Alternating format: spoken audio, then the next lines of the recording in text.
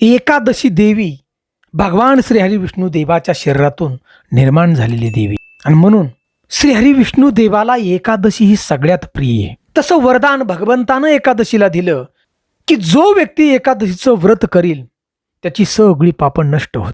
तर मित्रांनो, वर्षामध्ये 24 एकादशी येतात. तर आजच्या व्हिडिओमधून रहस्यमय अशी माहिती आपण जाणणार आहोत. सुंदर अशा 2 छोट्याशा कथा की एकादशीच्या दिवशी जर आपण अन्न ग्रहण केलं तर ब्रह्महत्येसारखं पातक आपल्याला घडत.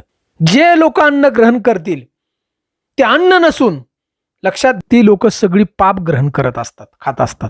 असं का बरं? सुंदर अशी याची कथाच जाणणार आहोत आपण की एकादशीच्या दिवशी सगळी पापं अन्नामध्ये जाऊन का बसतात. एवढंच नव्हे तर एकादशीच्या दिवशी जे आपण अन्न ग्रहण करतो ते अन्न ग्रहण करणं म्हणजे रक्तमांस ग्रहण करण्यासारखे. आणि पुराव्यांशी सुंदर अशा छोट्याशा 2 कथा आपण ऐकणार आहोत आणि त्यासाठी शेवटपर्यंत हा व्हिडिओ पहा आपण. कारण आजही आपण पाहतो की पंढरीच्या पांडुरंगाचा भक्त वारकरी बांधव लाडका भक्त या पंढरपूरचा पांडुरंगाचा प्रत्येक एकादशीचं व्रत हे करतो. लक्षात घ्या. पण हाच हा व्हिडिओ नक्की शेवटपर्यंत पहा आणि जय जय राम कृष्ण हरी, जय हरी विठ्ठल अशी कमेंट जरूर द्या आम्हाला. मराठी कथाकथनमध्ये आपलं सगळ्यांचं सहर्ष स्वागत आहे. बघा, नवीन वर्ष आपल्याला सुख आणि समृद्धीचं जावो ही पांडुरंगाच्या चरणी आम्ही प्रार्थना करतो. तर मित्रांनो, आपलं शास्त्र सांगतंय बघा की एकादशीच्या दिवशी सगळ्या प्रकारची पापं या अन्नामध्ये जाऊन बसतात. याचं जे वर्णन आहे ते नारद पुराणामध्ये येतं. बघा पुराव्यानिशी की ब्रह्महत्येसारखी पापं ही एकादशीच्या दिवशी अन्नामध्ये जाऊन बसतात. आणि ही पापं त्यामुळे आपल्याला लागतात बघा, अन्न ग्रहण केल्यामुळं. यजुर्वेदामध्ये वर्णन मिळतं आपल्याला की उपवासाच्या दिवशी काय खावं आणि काय न खावं. तर मित्रांनो, उपवासाच्या दिवशी फक्त मुनी अन्न खातात. म्हणजे मुनी जे अन्न खातात ते आपण आणि ते म्हणजे बगर. की पोटभर नाही खायची, की जेवढं लागल थोडंसं खायचं. फळं दूध खावं आपण त्या दिवशी.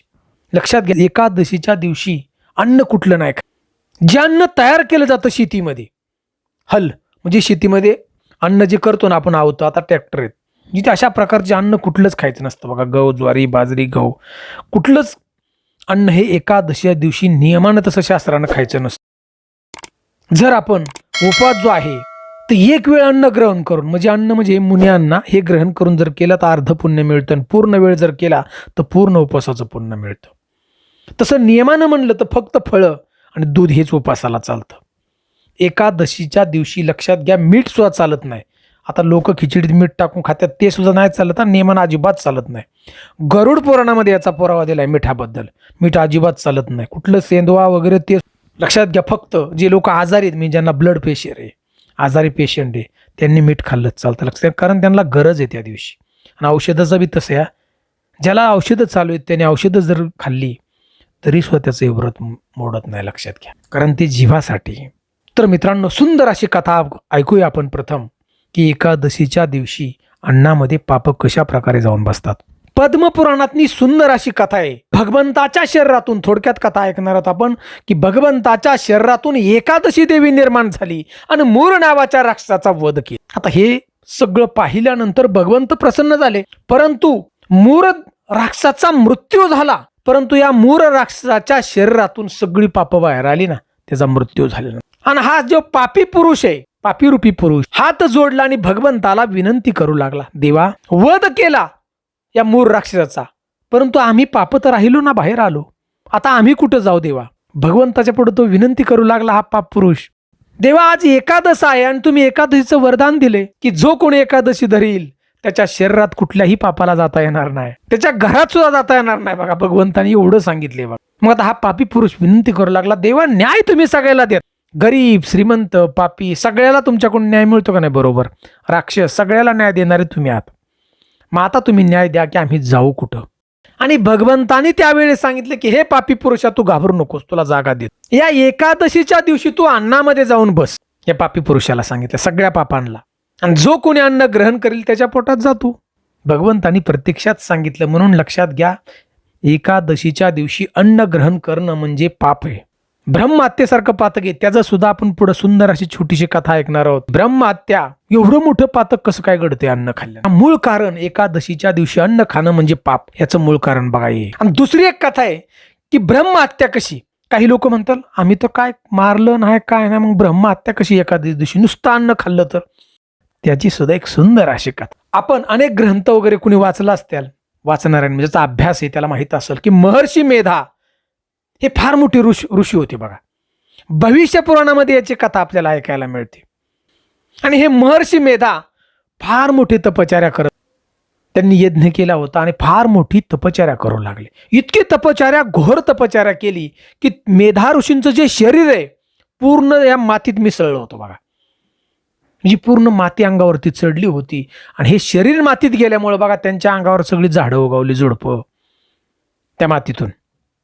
आता सगळी तपश्चर्या पूर्ण झाल्यानंतर मेधा ऋषींनी ठरवलं की आता बास झालं, की आता जीवनच बास. मेधा ऋषींनी विचार केला त्याग करायचा आहे देहाचा. आणि लक्षात घ्या त्यांचं शरीर जे मांस आणि गुदा याच्यातून तांदूळ निर्माण झाला होता त्यावेळी. हाडातून जवाची उत्पत्ती झाली होती, जव, आणि रक्त, त्यांच्या रक्तातून मसूर डाळीची उत्पत्ती झालेली होती. महर्षी मेधा हे जे ऋषी होते ते ब्राह्मण होते बघा. आणि म्हणून एकादशीच्या दिवशी आपण जर तांदूळ म्हणजे खाल्ले तर लक्षात घ्या रक्तमांस खाल्ला असं सारखं होतं. म्हणून ब्रह्महत्येचं पातक होतं असं म्हटलं जातं त्या दिवशी अन्न खाल्ल्यानंतर. कारण हे जे सगळं अन्न आहे त्यावेळी मेधा ऋषीच्या शरीरातून निर्माण झालेलं होतं. आणि ह्याच्यानंतर मेधा ऋषींनी आपल्या शरीराचा त्याग केला. ही सगळी जी माहिती आहे ही खरी माहिती आहे बघा. सगळी भविष्य पुराणात आपल्याला ऐकावायला मिळते. म्हणून एकादशीच्या दिवशी अन्न ग्रहण करू नये. आता गरज आहे थोडीशी, तर आपली बगर आहे थोडीशी खायची, तांदूळ त्याचा भात. आणि फळं तर दिल्यात, आपल्या फळं आहेत, केळी आहेत, जी काय आहे ती, दूध आहे, हे ग्रहण करावं आपण. आता ज्याची परिस्थिती नाही तशी, म्हणजे एखादा गरीब व्यक्ती असतो किंवा एखादा दुर्बल असतो जो आजारी आणि त्याला खाल्ल्याशिवाय काही निघत नाही, लक्षात घ्या त्याने खाल्लं तरी चालेल, भगवंताचं नामस्मरण करा. कारण भगवंत त्याला जीवासाठी माफ करतात. आणि दुसरी एक गोष्ट आहे, एकादशीच्या दिवशी गुरुची आज्ञा पाळायची. आपला जर गुरु असेल, ध्यान देऊ नये, कारण गुरुनं आपल्याला जर प्रसाद दिला असेल एखाद्या देवाचा कुठला काय, तर तो प्रसाद आपण जर घेतला ना तर आपला उपवास मोडत नाही, हे सुद्धा ग्रंथात सांगितलेले आहे. आणि दुसरं म्हणजे औषधं. एकादशीच्या दिवशी एखाद्या व्यक्तीला जर औषधं चालू असतील, लक्षात घ्या औषधंही घ्यावीच लागतात. आणि ते औषधं घेतली तुमचं एकाच व्रत मोडणार नाही. कारण प्रत्यक्षात भगवंतानं त्या ठिकाणी सांगितलेले की जीवासाठी जे आहे ते घेतलंच पाहिजे. तर अशा प्रकारे एकादशीचं व्रत आपण करताय तर सावधान. व्रत करून उपयोग नाही. जर अशा प्रकारचे अन्न आपण खाताल तर व्रत करून उपयोग नाही, उलट पाप आपल्याला घडतं. म्हणून लक्षात ठेवा, आपण जास्त शिकलेला आहात, आता विज्ञानाचा काळ चालला आहे, पण तरीसुद्धा लक्षात घ्या अध्यात्मावरती विश्वास ठेवा. कारण ज्या ठिकाणी तुमचं विज्ञान संपतं त्या ठिकाणी आपलं अध्यात्म चालू होतं. रामायण, महाभारत, सगळ्या ज्या घटना घडलेल्या आहेत, आजही ती भूमी तशीच आहे महाभारताची. पण भूमी कुठे गेली हो? भूमी तीच आहे ना, अयोध्या आहे, तशीच उभी आहे.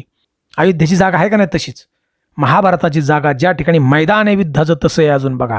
कोण म्हणतं घडलंच नाही, जाऊन बघा, तसंच आहे मैदान तिथं.